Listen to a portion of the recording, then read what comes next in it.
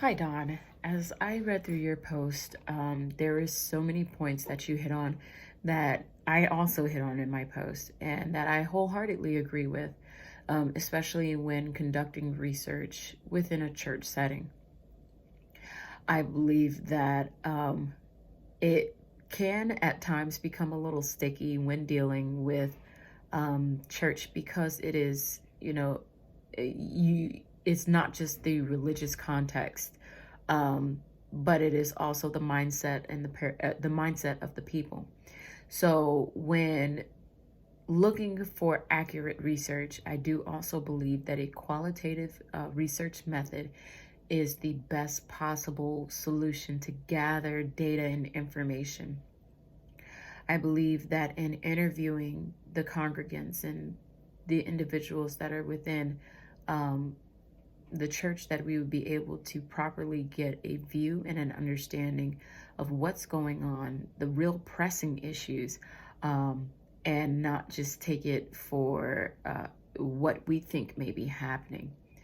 I believe that in order to properly understand the mental health of the congregation, that there does need to be a group of individuals once the information is gathered who goes through this information and helps create a plan of action that would best serve to the interests of the people. I know our text goes through a list of steps that need to be taken in order to conduct community research. And I do believe that one of the most prominent things when conducting research is trust and buy-in.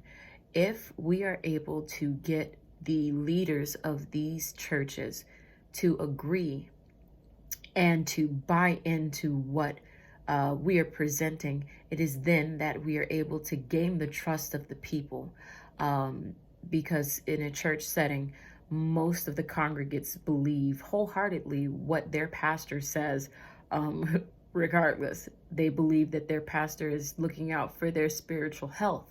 So if we can get the pastors, the leaders of the churches to come into agreement and to come in, um, to come alongside the work that is being done, then we would be able to get the people to agree to speak to the individuals who will be there to gather this information.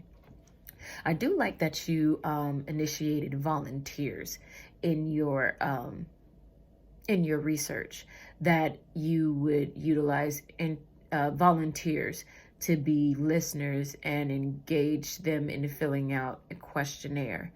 Um, I do believe also the utilization of more than one mental health specialist would be beneficial in this setting. One, to help train volunteers to know exactly what to look for when utilizing these questions or specific questions, and looking for specific answers that show what the true deficits are. That in helping train the volunteers, we could utilize those volunteers to gather data. And I think that's the only like downside for what I put out there in my document, is that I believe that we would need more than just one mental health specialist, more than one person who is a licensed mental health specialist, which would inquire more money, which would require more money. So again, I do love and appreciate the approach that you have taken, um, qualitative research to get quality data. And that's what I believe.